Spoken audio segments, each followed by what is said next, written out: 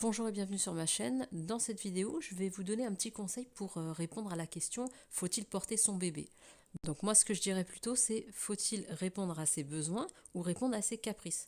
Donc ça, vous allez le savoir déjà par rapport à l'âge de votre bébé. Si vous avez un tout petit bébé, c'est sûr que il ne faut pas considérer ses pleurs comme un caprice. Jusqu'à l'âge d'à peu près, je vais vous dire 15 mois, 18 mois, on ne peut pas dire qu'un enfant fasse un caprice. Après, tout dépend des enfants, mais en général, c'est pas avant 18 mois. Donc quand bébé pleure, c'est qu'il a besoin de quelque chose, c'est pas pour vous embêter ou vous épuiser. Sa seule façon de s'exprimer, c'est les pleurs, donc il ne fait pas exprès. Alors je vais vous présenter deux accessoires pour vous faciliter le quotidien quand vous aurez besoin de porter votre bébé. Donc là vous avez un foulard classique qu'on met autour du cou, un foulard, et vous allez le transformer en porte-bébé. Et là vous avez le filet Tonga, donc ça s'achète directement comme ça. C'est un filet avec une grosse attache et ça aussi ça va vous faciliter la vie pour porter votre bébé. Donc il y a plein d'autres façons de porter son bébé, il y a les porte-bébés, il y a les écharpes spéciales de portage, mais moi je vous présente ces deux choses là qui sont très simples. Le foulard, tout le monde en a à la maison, et le filet Tonga, c'est quand on veut vraiment se lancer dans le portage bébé. C'est très pratique, voilà, vous le mettez juste autour du cou. Je vais vous montrer comment on enfile ça. Donc pour le foulard, vous allez le déplier dans le sens de la longueur.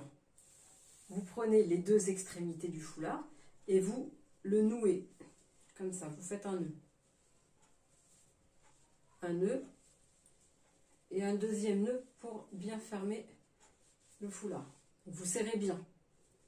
Voilà, vous vérifiez bien, le foulard est bien attaché. Une fois qu'il est bien attaché, vous obtenez un cercle comme ça. Donc là, une fois que c'est sûr, on a bien serré, ça va nous servir de porte-bébé. Donc vous allez le mettre autour du cou. Vous l'enfilez autour du cou, comme ça. Et vous allez choisir de quel bras vous préférez le faire basculer. Donc on va mettre le bras droit pour moi. Et on va mettre le nœud derrière le dos. Hop, et je vous montre dans le dos. Voilà, le nœud est là, ici. Entre les deux omoplates. Comme ça, il ne va pas vous gêner, ce nœud. Et devant, vous avez le foulard qui est là. Vous allez prendre une extrémité du foulard et la deuxième, hop, par là. Vous tirez bien les deux extrémités du foulard de chaque côté. Voilà, on les voit bien. Et on continue avec les pouces de bien tirer. On continue, on ouvre et ça va former une sorte de poche. Vous voyez, à travers. Voilà. Vous avez bien ouvert le foulard comme ça. Donc du dos, hop, jusqu'au cou. C'est comme un sac bandoulière, voilà. Vous portez votre bébé comme un sac bandoulière. Donc on fait ça. Et ensuite, une fois que vous avez bien ouvert la poche, vous tirez un peu plus où il y a la partie du cou. Vous la tirez un peu plus. Et la partie qui est contre votre torse va être un peu plus serrée. Voilà, ça forme vraiment une poche kangourou. Comme ça. Là, vous tirez, c'est bien tendu. Et là, c'est bien serré au niveau de votre ventre. Et ensuite, donc là, je vais vous montrer comment on pose un bébé. Donc, vous pouvez lâcher. Hop, vous prenez votre bébé. Vous le prenez dans vos bras, comme ça. Vous le mettez contre vous. Et ensuite, vous allez le faire glisser dans la poche kangourou. Hop, vous prenez toujours l'extrémité. Vous le recouvrez avec. Et vous le faites glisser doucement. Comme ça. Vous le faites descendre, descendre, descendre. Contre vous. Là, j'ai un petit bébé, donc voilà, c'est très facile. Et du coup, vous avez donc la partie qui est contre votre ventre. Voilà, je peux vous la montrer par ici. Elle est là encore. Donc, bébé est dans le petit hamac. Voilà, il est là. Il est contre vous, il est bien serré contre vous. Et là, vous avez toute la partie qui est la deuxième partie du foulard. Vous la resserrez comme ça, contre bébé et contre vous. Et là, vous allez la faire passer sur votre ventre, enfin sur votre côté. Vous prenez l'extrémité et hop, vous resserrez encore. Alors hop, je prends bien par là et je tire, voilà.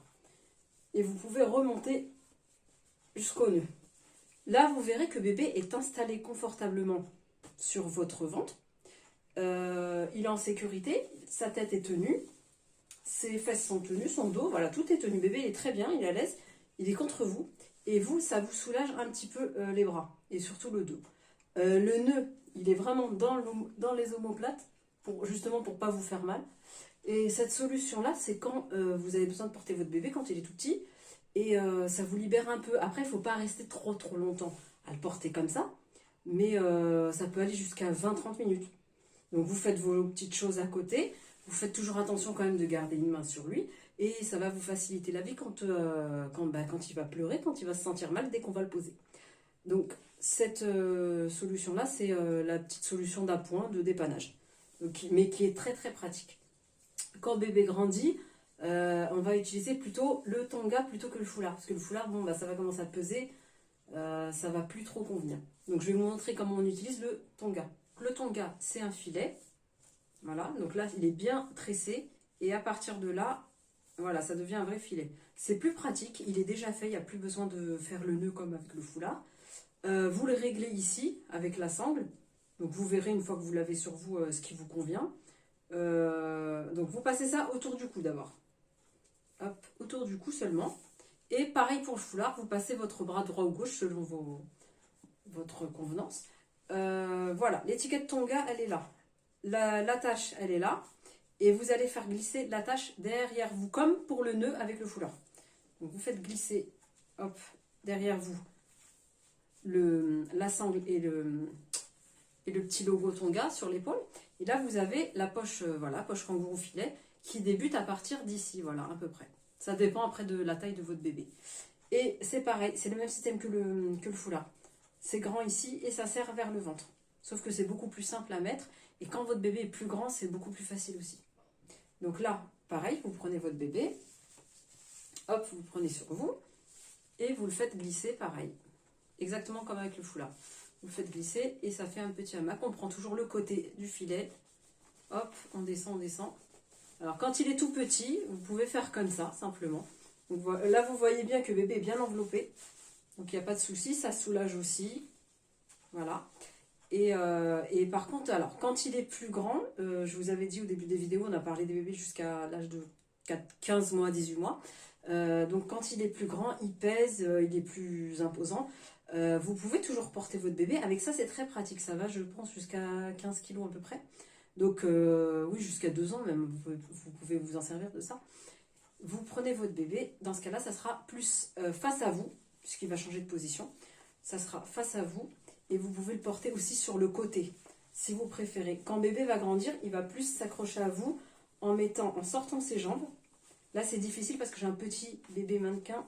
C'est pas très facile à vous montrer, mais vous imaginez bien que quand bébé est à l'âge de 18 mois, 2 ans, donc voilà, il a vraiment ses jambes qui pendent, il va se tenir comme ça, des deux côtés. Donc vous faites ce que vous allez faire quand votre bébé s'installera, vous lui mettrez ses fesses ici, et ses jambes, ils vont sortir. Donc il y aura une jambe sur le côté, sur votre côté à vous, voilà, et une autre jambe en face de vous sur votre ventre. Et là, il se tient, donc à l'âge de 2 ans, il se tient bien assis, bien sûr, et il va même s'accrocher à vous. Donc ça sera beaucoup plus facile, il sera bien installé, il va se tenir à vous, il n'y aura pas besoin de tenir sa tête, puisqu'il saura le faire, et là vous serez soulagé, voilà, des deux mains.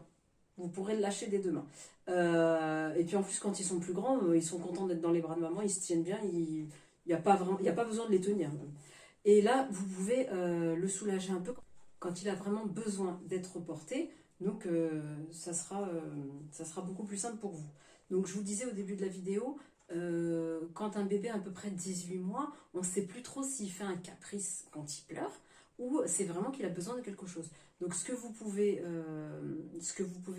voir déjà, c'est quand votre bébé, pendant quelques jours, chouine beaucoup, vous colle beaucoup, tout ça, c'est qu'il y a quelque chose qui ne va pas, soit il est malade, soit il y a plein de petites périodes d'ailleurs chez les petits. Donc si vous voyez une période où il n'est pas bien, il chouine trop, tout ça, n'hésitez pas à le porter, ça va pas le rendre accro à vos bras. C'est juste que vous allez le soulager pendant cette période-là. Et puis après, tout retournera dans l'ordre. Si je vous donne un exemple, vous êtes dans la rue, bon, vous tenez la main à votre enfant, il a 2 ans, tout va bien. Et puis d'un seul coup, il se met à chouiner, à vous tirer, à demander « maman porte, maman porte ». Et là, donc là, il faudra bien observer pourquoi il vous demande d'être porté. Et si vous voyez qu'il commence à faire une crise, taper des pieds, dire non, en colère, porte, porte, comme ça, là, vous pourrez vous dire que oui, c'est un début de crise, c'est parce qu'il a envie d'être porté, c'est tout. Pas plus que ça. Maintenant, si vous voyez qu'il commence à pleurer, à avoir des larmes, voilà, vraiment sans se mettre en colère, mais vraiment être stressé, là, vous remarquerez que c'est un besoin, ça ne sera pas un caprice. Peut-être qu'il a entendu du bruit qui lui a fait peur, peut-être qu'il a, je sais pas, il a vu un chien, une voiture. Enfin, il y a peut-être un petit truc qui l'a déclenché, et du coup, à ce moment-là, il pleure pour que vous le portiez. Donc, il faut essayer de faire la différence entre la crise, je veux être porté par maman, ou la crise, enfin, pas la crise, mais les pleurs, parce que là, il se sent pas rassuré, il a besoin de vous. Donc, essayez de faire ces petites différences-là, par exemple, quand vous êtes dans la rue ou quand vous êtes au magasin, enfin, peu importe, quand vous êtes à l'extérieur, et même à l'intérieur, faut essayer de voir dans quel contexte, à quel moment il vous demande les bras, pour pas que ça devienne un désir et que ça soit vraiment du réel. Donc, si vraiment il a besoin d'être porté, vous le sentez, là, vous le portez, et puis vous allez voir petit à petit, tous les jours, en l'observant, vous allez voir s'il a besoin ou il veut juste être porté, tout simplement. Donc voilà pour la réponse à la question faut-il porter son bébé. J'espère que ça vous a donné des petites idées, ça va vous aider un petit peu dans votre quotidien, qui n'est pas facile dans la vie de maman. Et j'ai oublié de vous dire, plus vous allez satisfaire les besoins de votre enfant, plus vous allez le rendre autonome plus rapidement. Donc voilà, n'hésitez pas à le porter s'il a besoin et essayez de bien voir la différence entre besoin et désir. Voilà, merci, à bientôt.